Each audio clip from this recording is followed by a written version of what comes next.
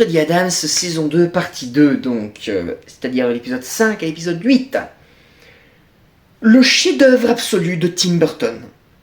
Cette série, de tout ce qu'a fait Tim Burton dans sa vie, c'est son plus gros chef-d'œuvre. Il n'y a pas d'autre mot.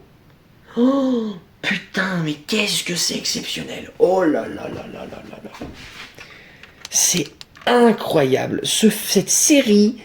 Mais si c'était un film, ce serait, je pense, l'un des meilleurs du monde.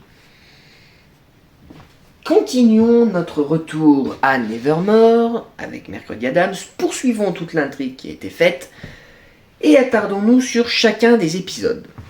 Alors, l'épisode 5 de Mercredi Addams, bon, outre la prestance de tous les acteurs et des actrices, là, mercredi, c'est le... Enfin, Jenna Ortega, c'est plus une actrice. C'est pas une actrice, Jenna Ortega, c'est... Oh, c'est inhumain. C'est inhumain, la prestation qu'elle fait. De passer du personnage... Il y a dans cet épisode, on poursuit toute l'intrigue de l'enquête qu'elle mène pour retrouver le zombie de Pugsley, de retrouver Taylor, de contrer tous ses plans, de contrer sa mère... de retrouver ses pouvoirs et en même temps de pouvoir sauver Enid d'une mort funeste. On a toute une péripétie qui est faite là-dessus. Et à un moment donné, pour tenter de retrouver ses pouvoirs, Mercredi Addams va malencontreusement échanger de personnalité, va changer de corps avec celui d'Enid.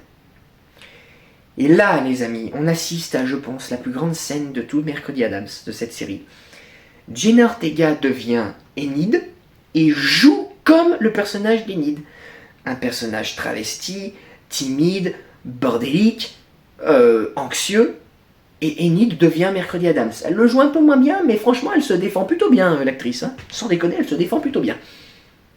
Mais alors, Jenna Ortega, c'est... Oh mon Dieu, mais c'est plus une prestance d'actrice.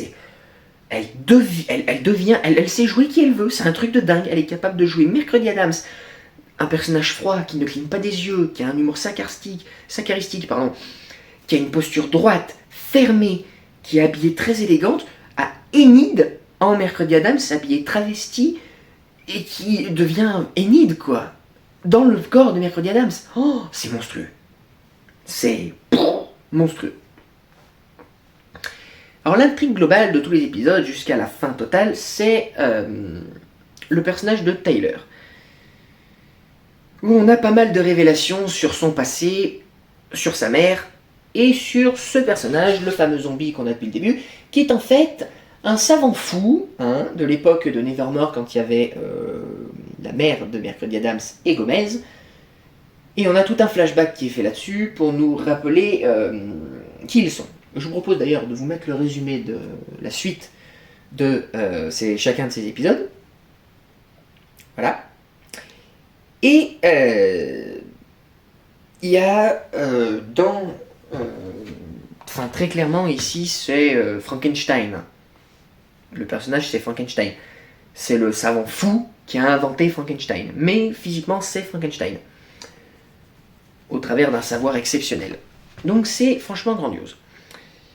Le personnage de Tyler ici, c'est un personnage qui est fracturé parce que il y a sa mère qui retrouve d'un coup, qui est un peu une dictatrice. Elle retrouve ce fameux Isaac, le savant fou. Il est tiraillé avec Mercredi, avec Enid, enfin bref, il y a beaucoup trop d'éléments qui font qu'il n'est pas bien dans sa peau. Et on a plein de péripéties qui sont faites autour, sur le fait que Mercredi veut retrouver ses pouvoirs, au travers qu'elle va échanger de corps avec Enid, qu'elle est confrontée à sa mère qui veut pas qu'elle retrouve ses pouvoirs, de l'intrigue faite pour sauver Nevermore, de sauver Bianca et sa mère, d'essayer de comprendre quel est le rôle machiavélique du directeur, de son guide spirituel qui est l'ancienne directrice. Bref, un nombre incalculable d'intrigues et de sous-intrigues qui vont mener à un scénario absolument stratosphérique.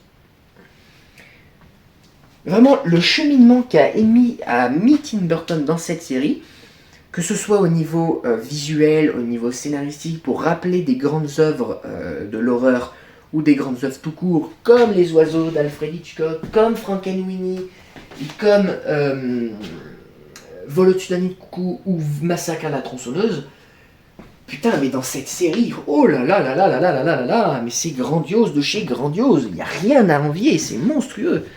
C'est monstrueux, ça est en parfaite adéquation d'ailleurs avec le côté monstre de la chose. Par contre, je vais pas m'attarder 30 ans sur ça parce que scénaristiquement c'est magnifique, visuellement c'est magnifique. Il y a un problème. Et mon problème il est là. Lady Gaga.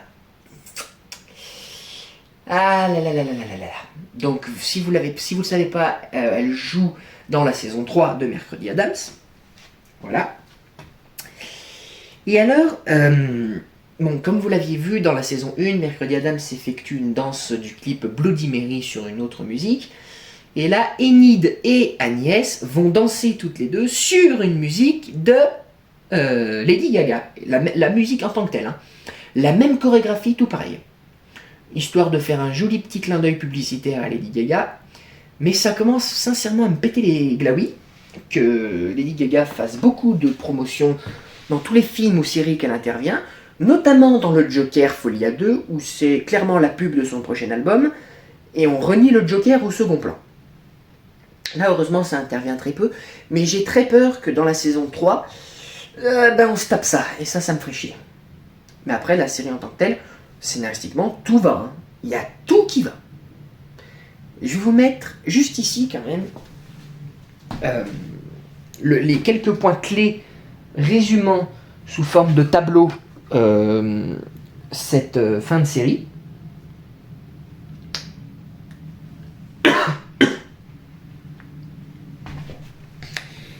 Et je vais quand même faire une petite conclusion, parce qu'il en faut une.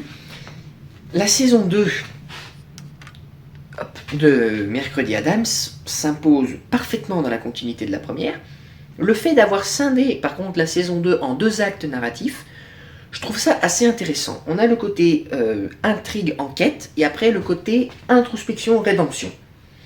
Et la jonction qui est faite entre les deux, au travers des diverses péripéties que je vous ai rapidement énoncées, parce que j'essaie de pas trop en spoiler non plus, même si j'en ai spoilé pas mal déjà, du moins les grandes lignes, ça reste une œuvre mémorable qui met parfaitement en avant la famille Adams, du personnage de Mercredi au personnage de Gomez, de sa mère et de Buxley, tous les autres personnages, et on a quand même l'intrigue finale sur Enid, parce que vous le savez pas peut-être, mais Enid est une loup-garou alpha, et si elle se transforme lors de la pleine lune, chose qu'elle va faire pour sauver Mercredi d'un enterrement un peu rapide, elle va rester comme ça. Et Mercredi, donc, va tenter, à la fin de la série, en allant chercher son oncle que j'adore, pour la saison 3, d'aller retrouver Enid et de tenter de la ramener sous sa forme humaine.